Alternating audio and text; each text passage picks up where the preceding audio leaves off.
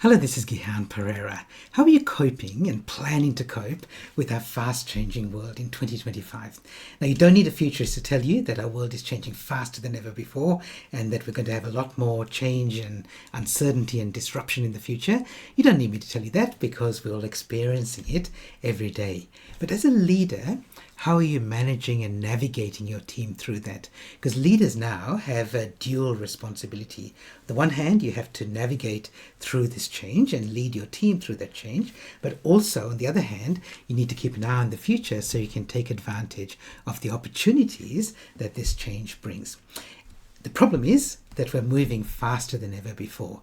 Our customers are more demanding, our employees are more demanding, other stakeholders are more demanding. There's an increased need to use AI and people working together, and our world is just getting faster and faster and faster. And it's not enough to try and pedal faster so you can keep up, because you just can't, let alone the fact that you'll be burnt out. And there are some people who say, well, I'm glad I'm going to retire in 2 years' time or 3 years' time because I won't have to face this kind of change as a leader that's coming up in the future. And if you're in that position, lucky you, but most leaders aren't. So what can you do when you've got these more demanding employees, more demanding customers?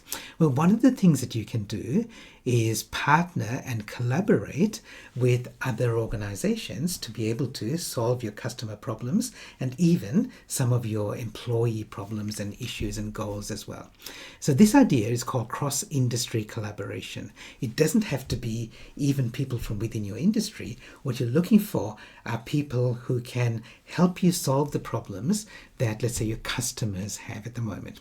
And this is already happening, and you've seen examples of this, and I'm sure you know examples of this. Woolies and Coles partner with organizations like Woolies partners with Oz Harvest to be able to provide surplus food to charities so that they don't have to waste all this food.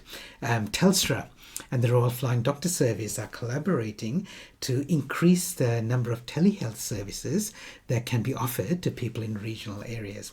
NAB, the National Australia Bank, is partnering with Good Shepherd Microfinance to provide small micro loans to customers that NAB in the past traditionally wouldn't have been able to serve. So there are all these examples of cross-industry collaboration that mean that you don't have to do it all yourself, provided that you find the right partners.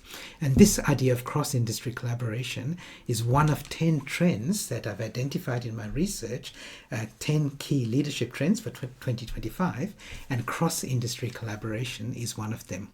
I'm going to run an online presentation soon about these trends. Won't cover all of them because we won't have time to do that in an hour. So what I'm choosing is 3 key trends. One is to do with your customers, which is this one here. One's to do with your employees, and one is for you as a leader.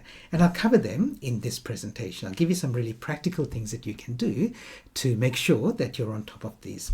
It's a free presentation. It's public. It's open to everybody. You'll find the link to register, so please register and feel free to invite other people in your team, especially leaders, along as well. I'm sure you'll get value from it. I'll see you in the future.